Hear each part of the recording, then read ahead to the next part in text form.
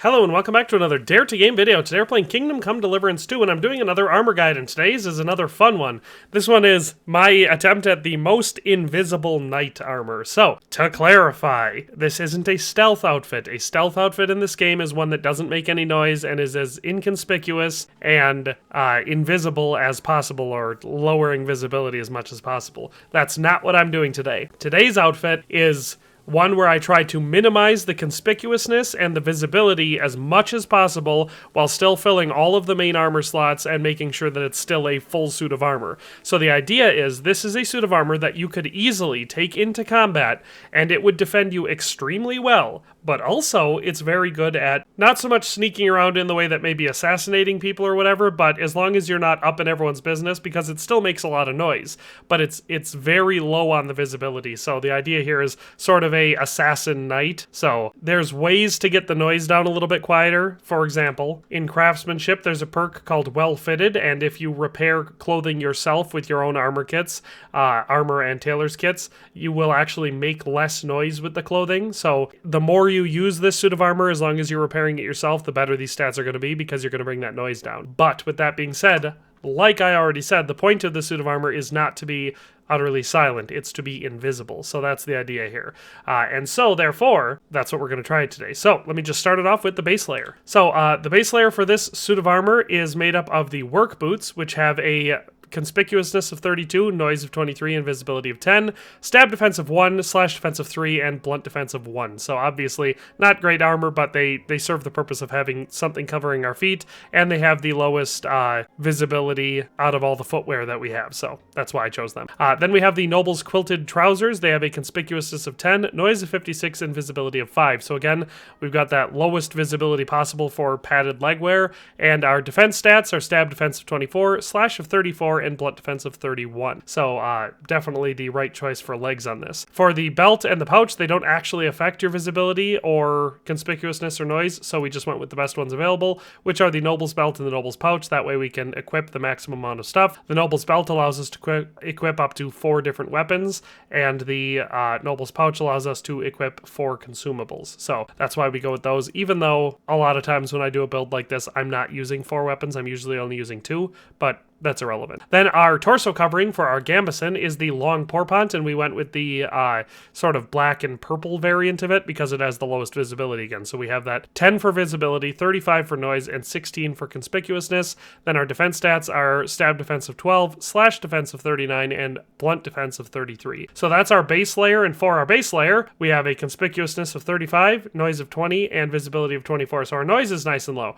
That's going to go up from here, but those other ones are, well, not, I was about to say are going to go down, but that's not necessarily true. But trust me, they're going to be good stats by the end when you consider the armor value. So that's our base layer. Let's add on our second layer. And so our base layer is where we start getting into the particularly noisy aspect, but definitely not where it ends. We start off with the short chainmail, and there are several different variants. They all have the same stats though, so it doesn't matter which one you choose. Just for roleplay, I chose the darkest variant that is available. Stats on this, visibility of 50, noise of 100, and conspicuousness of 33. So like I said, yes, we would be stealthier if we did not have chainmail in this outfit, but then it wouldn't be a full suit of knight's armor, so it wouldn't fit the theme.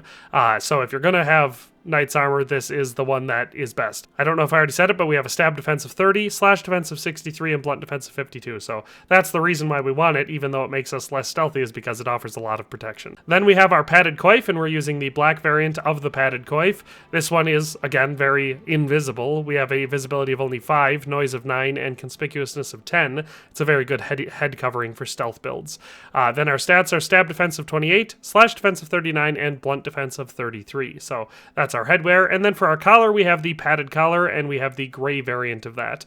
This one has a visibility of 45, noise of 14, and conspicuousness of 15. So visibility is higher, but doesn't matter for a couple reasons, one of which being we're going to cover it up with other stuff anyway, and that way we still get that armor value, the stab defense of 22, slash defense of 32, and blunt defense of 30.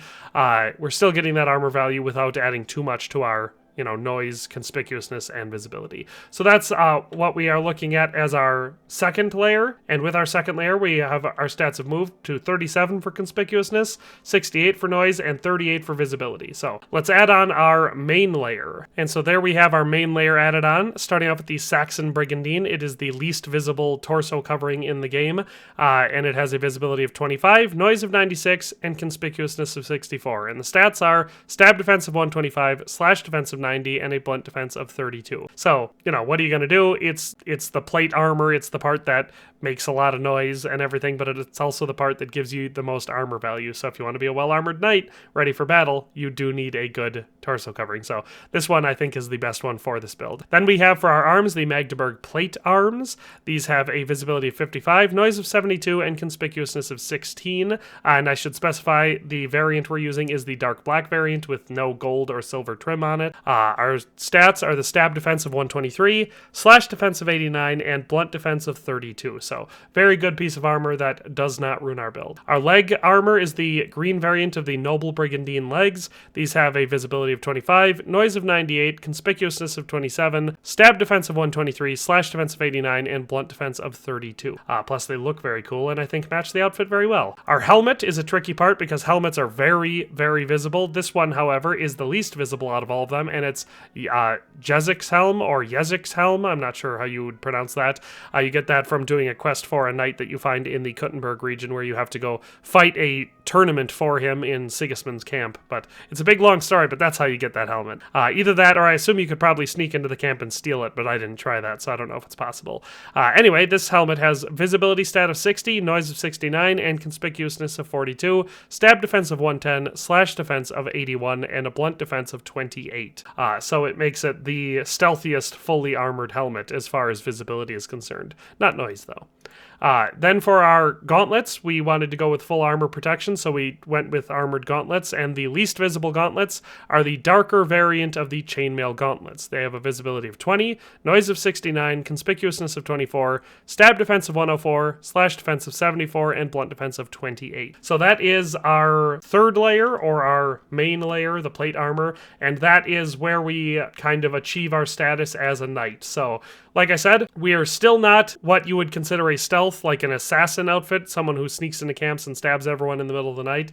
This is too noisy for that until your stealth gets high enough that you might be able to get away with it, especially with the aid of some potions. But our conspicuousness at this level is 46, noise is 100, and visibility is 40. So conspicuousness and visibility are still decently low. That's still relatively sneaky in this game. Noise, of course, is up at 100, but there's not a lot we can do about that until you've used the outfit enough that you can repair it yourself. So let's add on our top layer, and that will be the entire outfit. And so our top layer consists of the simple hood, and we went with the black variant of that. That has a visibility of 5, noise of 27, and conspicuousness of 10, offering a stab defense of 1, slash defense of 3, and blunt defense of 4.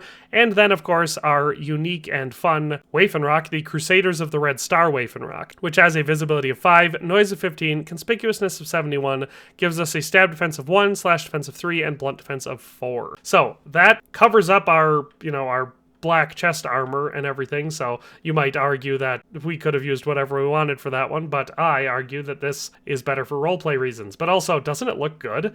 When we look at the suit of armor, it's another one that I really like the way it looks, and it definitely reminds me, especially once we get our weapons equipped, of a sort of assassin knight, or of course, a crusader, because we've got our Crusader Waffenrock here and then the hood and everything, and it just looks very crusadery, but I definitely love it. Overall, our stats with this one, we have a total weight for the suit of armor of 82 pounds, which is not too bad for a full suit of armor. That's on the lighter end. We have a total value of just 11,894.9 groschen, so it's not very expensive, but that makes sense because we're not using like top of the line stuff for anything. Our total AAR breaks down thusly. So for head armor, our average is 159.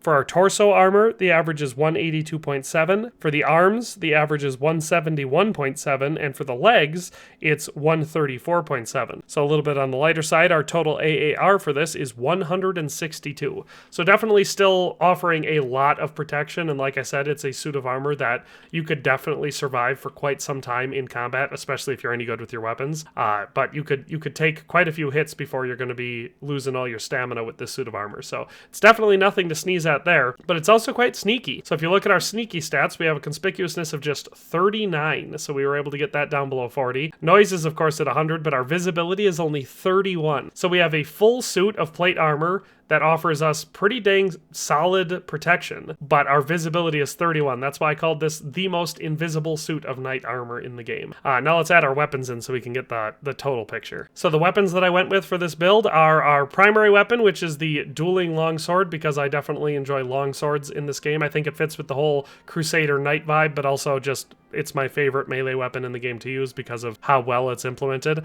Then our secondary weapon is a crossbow, and I went with the ornate hunting crossbow. It's not the most powerful, but it's of the lightest class, which means it makes the least noise when you fire it, and it's the quickest to reload and fire. So it's definitely good for a light assassin type build. And then we paired some sharpshooter bolts with that because they deal 125 stab damage. We paired a dagger with it, of course, because just in case we do get the opportunity to do a stealth kill, we don't want to not have a dagger.